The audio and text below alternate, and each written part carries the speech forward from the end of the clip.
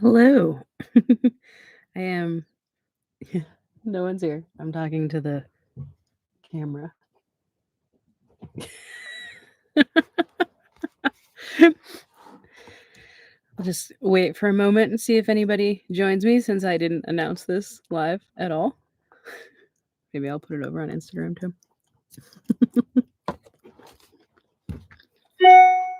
So if you're watching the replay of this, skip ahead until people come on because, when you don't announce you're doing a live stream, you have to see if people will show up.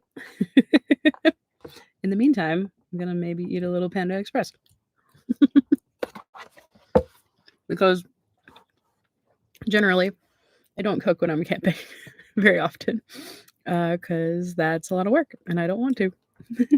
Thank you for the thumbs up. Yeah, I'm just seeing who's around. Oh, wow, 7 people are on.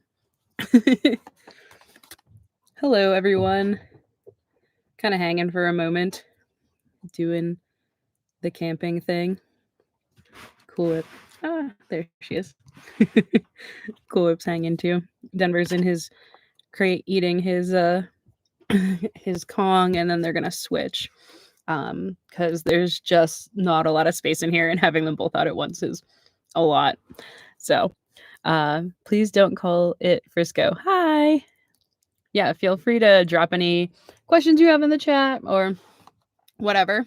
I'm just gonna wait one more minute and then I don't know, we'll start talking about stuff, I guess. I'm just surprised that I have enough service to be able to do this, honestly. I'm glad you guys could join me for dinner. But yeah, 11 people. That's pretty good. All right. What do we want to talk about tonight? This was very impromptu by me because I have some time to kill. Let's see. Oh, and I'm just, how do you start your career with dog training? Oh, that's a great question. I'll start by talking about myself. That's an easy one. Thanks for the softball, Nicole. Appreciate that.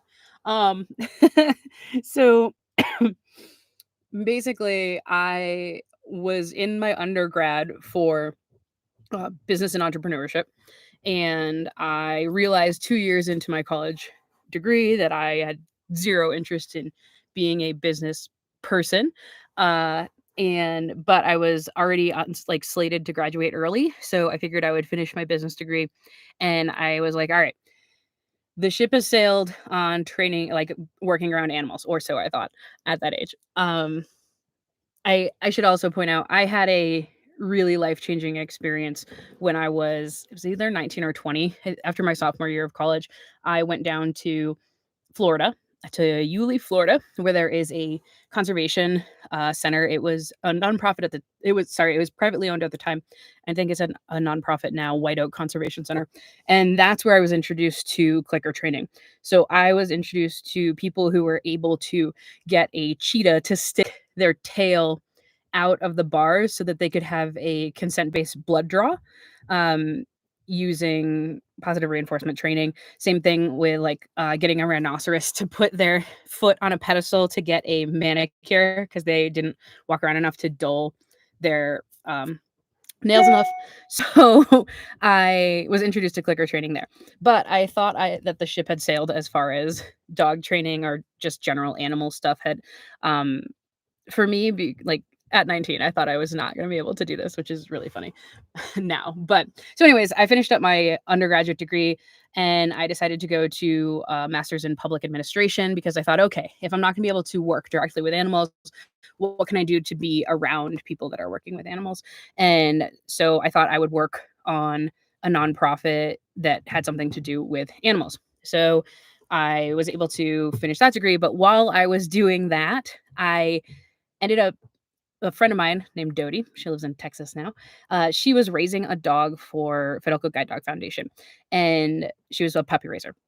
Now, if you don't know this, my dad is blind. He has been since I've been born. But that's not actually how I got involved. Are you coming down? What do you want to do? You're just gonna change locations.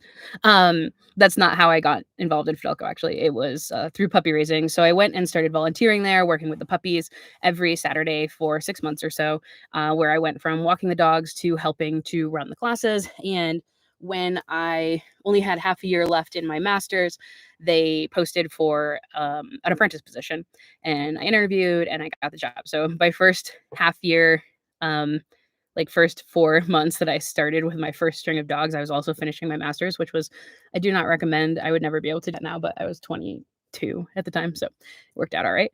Uh, so I ended up starting in guide dogs, and if you haven't seen my stuff on this before, I highly recommend if you're interested in doing service dog work in the future, working for some amount of time apprenticing for an organization, because you just get your hands on so many dogs, you learn so much really, really quickly. And so if you are looking to potentially do service dog work in the future as your career, I think starting at an ADI organization, an assistant dog international organization, Whip thinks it's her turn to get her dinner. Then I recommend that if you can do it. So that's how I got started. And then from there, I built my own business a bit reluctantly, just because people had been asking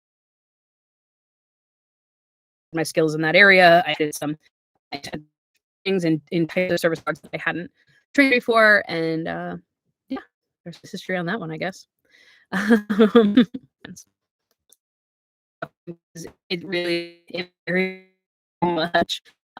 Person to disability. What do you think? Do you think you need your too?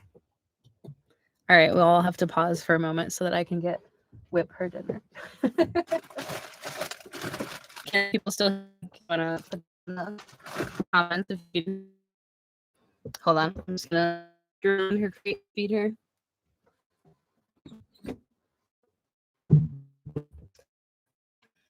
Ready? Can we come? Yeah. Ready? There we go. Whip. Up. Good girl. Okay. All right. Signal is no bueno. All right. Well, that's a bummer. I am in the middle of nowhere, so sorry. Can't make the signal better in the middle of nowhere. Oops.